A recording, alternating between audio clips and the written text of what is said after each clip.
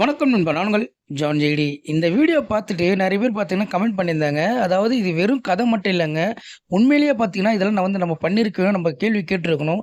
இத்தனை வருஷமா நம்ம பண்ணாத கேட்காத கேள்வியை இப்போ நம்ம ஆரம்பிச்சிருக்கோம். அதாவது இப்போ தான் பேச ஆரம்பிச்சிருக்கோம். இதுக்கப்புறம் கேள்வி கேட்க ஆரம்பிக்கணும். ஸோ கண்டிப்பாக இது வெறும் கதை மட்டும் இல்லாமல் இது உண்மையான ரியலாக இருக்கிற ஒரு விஷயத்த சிந்திங்க அப்படின்னு சொல்லி கமெண்ட் பண்ணியிருந்தாங்க. அது என்ன கதை என்னெல்லாம் சொல்லியிருக்காங்க அப்படின்றத வீடியோ பாருங்கள். வீடியோ பார்த்து கருத்தாக கமெண்ட் பண்ணுங்கள். முடிஞ்ச என் சேனலை ஃபாலோ பண்ணிக்கோங்க. நீங்க அடுத்து எங்க போறீங்க அப்படின்னா ஒரு மளிகை கடைக்கு போறீங்க. அங்க 1 கிலோ சிறுபருப்பு 65 ரூபான்னு சொல்றாங்க. ஆனா 65 ரூபா கொடுத்து நீங்க வாங்கிடுங்க. ஆனா வெயிட் போட்டு பார்க்கும்போது 850 கிராம் 900 கிராம் தான் இருக்கு அப்படின்னா நீங்க என்ன பண்ணுவீங்க?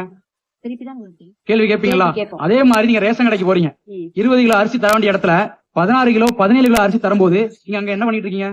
வாங்கிட்டு தான் வரோம். ஆனா நாங்க அப்படிதான் தருவோம்னு சொல்றாங்க. ஆனா எங்களுக்கு என் கார்டுல 20 கிலோ அரிசி. சரி. ஆனா 18 கிலோ தான் இருக்கு. 18 கிலோ தான் போடுறாங்க. இது வரைக்கும் நீங்க கேள்வி கேட்டிருக்கீங்களா? கேள்வி இது வரைக்கும் கேட்கல. இப்ப ஏன் கேட்கல? அது என்னன்னா அது அப்படியே அவங்க என்னன்னா தந்துருக்கனால நாங்க அப்படி வந்துருந்தோம். அவ்வளவுதான். அப்படி வரக்கூடாது. இதே நீங்க காசு கொடுத்து வாங்குற பொருளுக்கு கேள்வி கேட்கறீங்களா இல்லையா? கண்டிப்பா. அப்ப இலவசமா கிடைக்கனால நீங்க கேள்வி கேட்காம இருக்கலாமா? இருக்கக்கூடாது. அது நம்மளுடைய அடிப்படை உரிமை எங்கெல்லாம் தடுக்கப்படுகிறதோ அன்று குரல் கொடுக்க வேண்டிய நம்ம ஜனநாயக கடமை. ஊழலை ஒழிக்கணும்னு தலைவர்கள் சொன்னா மட்டும் போதாது, மக்களும் அதை கடைபிடிக்க வேண்டும். நம்ம கண்ணுக்கு முன்னாடி நடக்கிற ஊழலை கூட நம்ம தடுத்து நிறுத்த முடியவில்லை என்றால் அப்ப யார் மேல தப்பு இருக்கு? நம்ம மேலதான் தப்பு. மக்கள் மேல தப்பு இருக்கு. அப்ப மக்கள் கேட்க வேண்டிய ஜனநாயக பொறுப்பு இருக்கா இல்லையா? அப்ப ஏன் இது வரைக்கும் கேட்காம இருந்திருக்கீங்க? எல்லாரும் இது விழிச்சுக்கணும்.